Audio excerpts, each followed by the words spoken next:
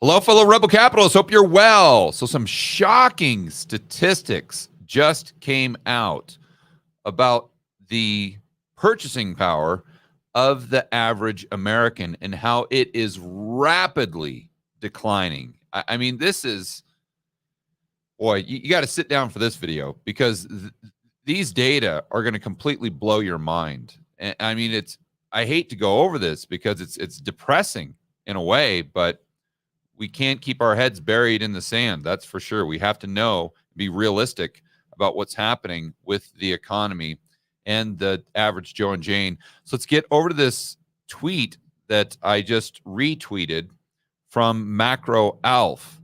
And he goes over this chart that, frankly, I mean, my jaw hit the floor. I still have a hard time getting my head around this. I still have a hard time believing that this is true, but I'll share it with you. So here we go. 44% of Americans expect to apply for a buy now, pay later loan at least once in the next 6 months. 44% of Americans. So, I mean, let's just assume that there's 350 million Americans. So we're talking about what, 150 million Americans? But that's not what's most incredible or most shocking. What do they need these buy now, pay loan or pay later loans for? According to a recent LendingTree survey, and recent meaning just last month, 21% of respondents needed buy now, pay later loans to buy groceries. Let me read that again. And I'm going to show you the chart here in just a moment. According to a recent LendingTree survey, 21% of respondents needed a buy now, pay later loan to buy groceries, food.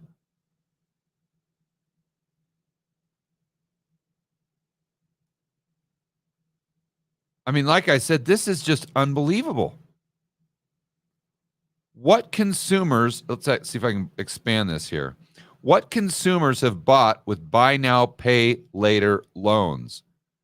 And again, this isn't just some random data. This is from LendingTree.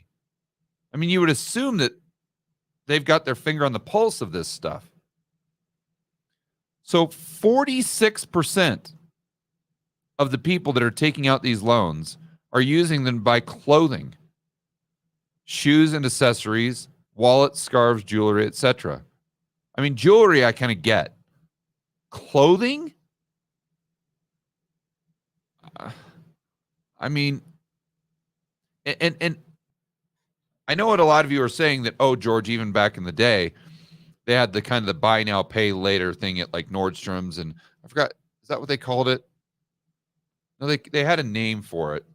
I can't remember what it was called.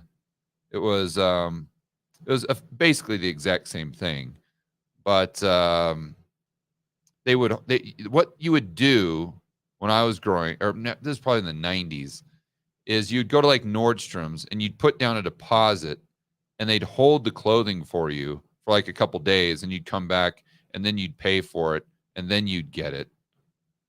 But it wasn't just a complete loan. But anyway, I don't want to get too far off track here. So, I mean, again, with jewelry, I get it. Clothing, this is absolutely unbelievable. And even though they had that system back when I was growing up, to a certain degree, they didn't have it with 44% of the population. That's what is most incredible about this. 150 million Americans are using this. And you ask, well, why? Maybe they're just using it out of convenience. No. I had Josh look up the interest rates. The average interest rate on one of these things, 28%. So in other words, the only way that you would use this is if you absolutely had to. You had no other source. You had no other resource at your disposal. Home decor, furniture, appliances. Okay, I mean, I kind of get appliances. They can be expensive. But what is 34% of 150 million, for heaven's sakes? What are we talking about here? We're talking about 50 million people? 50 million people are using buy now, pay later to buy furniture or appliances. Technology? Okay, and I understand that you could all, like at Best Buy or whatever, if they still exist, you could always go in there and make like payments or something like that on like a computer or something very expensive. But again, my point here is not just what people are borrowing money for, but the amount of people that are borrowing money to buy these things because they have no other choice. And then look at this. Beauty, body, and hair care products, 26%. That's like, this is like 35, 40 million people are using a buy now, pay later loan to buy shampoo. Then we get down to what is the most staggering statistic, and quite frankly, terrifying statistic, that 21%, so let's just call it 35 million Americans, are using buy now, pay later loans to buy groceries, to buy food, to feed themselves.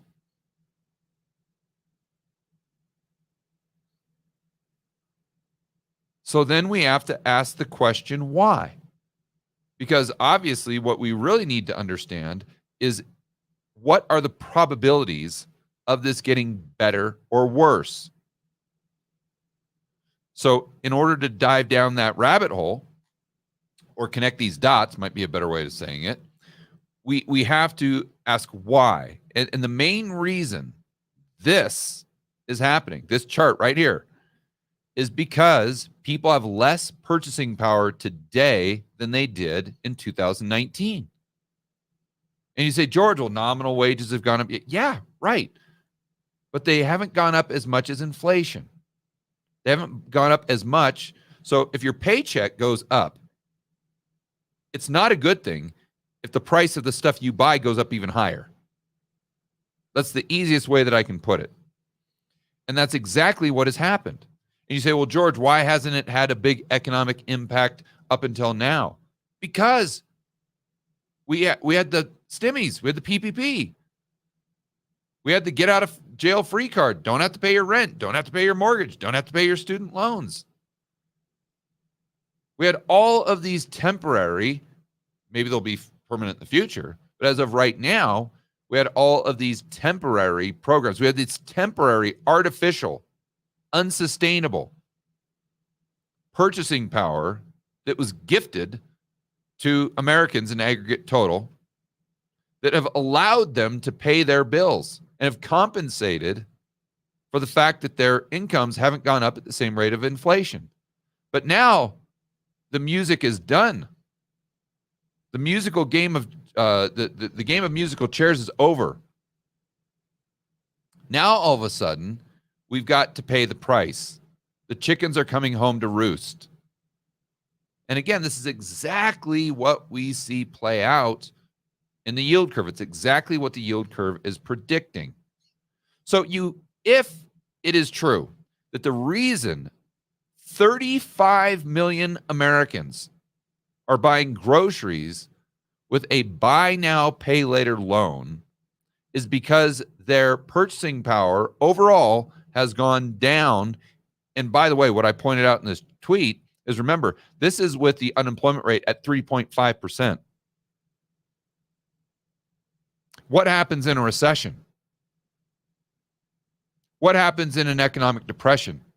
Does the unemployment rate go down or up? Easy question. Not just up, it goes way up. So just think about this one for a moment.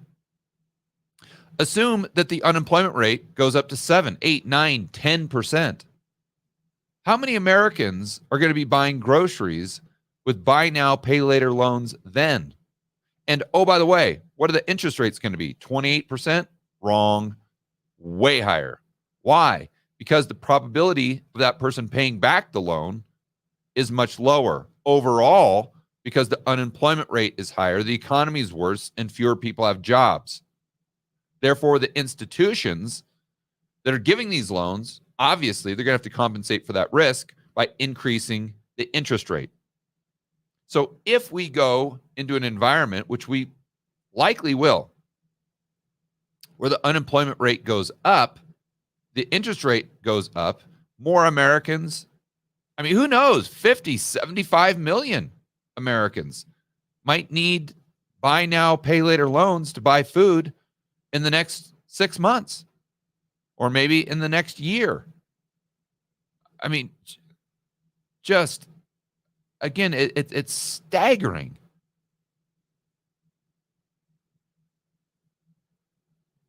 So my point is, the probability, in my opinion, is very likely that this is going to get far worse before it gets better. I mean, and if you want to argue the other side of that, okay, fine. But then you need to tell me and back it up with data as to why the unemployment rate is going to stay where it is and why real wages are going to go up in the next 6 months instead of down. And I think it is far easier. I think the data is on my side, not the side of the person that's trying to play devil's advocate. Wow. And you know, this is kind of new for me because I don't really spend a lot of time in the United States, as you guys know. So I don't see this stuff firsthand.